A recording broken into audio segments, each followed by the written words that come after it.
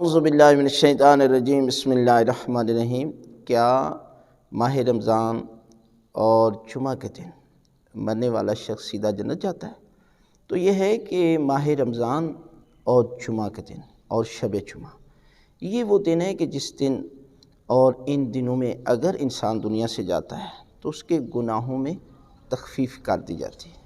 یعنی یہ سمجھے کہ اسے کچھ نہ کچھ مہلت ضرور دی جاتی ہے، لیکن ہر صورت میں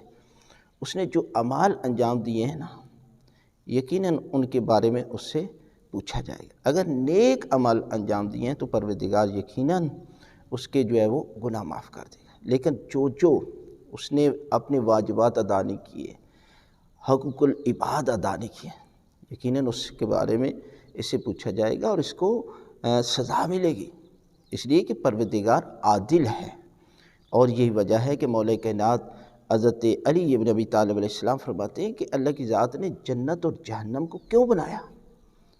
اور اس کا مقصد یہی تھا کہ جو کچھ آپ کریں گے اس کے بارے میں آپ سے پوچھا جائے گا، اس لیے کہ جنت اور جہنم آگے نہیں، لوگ سمجھتے ہیں آگے جا کر دیکھا جائے گا، اس دنیا میں جو مرضی کرتے رہیں، نہیں، آپ کا ہر عمل جنت اور جہنم بن رہا ہے۔ اگر اچھے کام کر رہے ہیں تو یہ جنت بن رہی ہے، اور اگر برے کام کر رہے ہیں تو یہی جہنم بن رہی ہے۔ لہذا آپ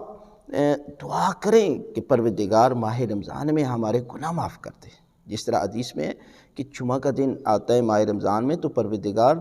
لاکھوں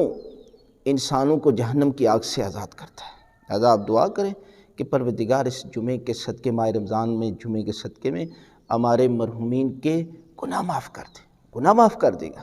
اور اسی طرح آپ بھی یہ عقیدہ رکھیں کہ ان دنوں میں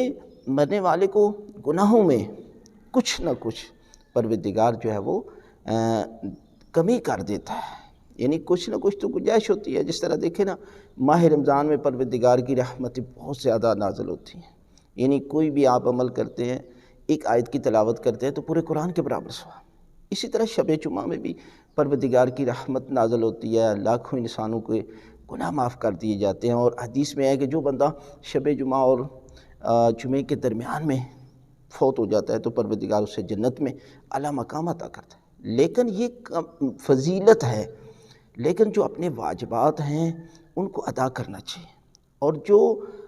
حقوق العباد رہ گئے ہیں ان کو بھی ادا کریں۔ حقیقی مانو تو پھر اللہ کی ذات جو ہے وہ آپ کے سارے گناہ جو ہے وہ معاف کر دے گی۔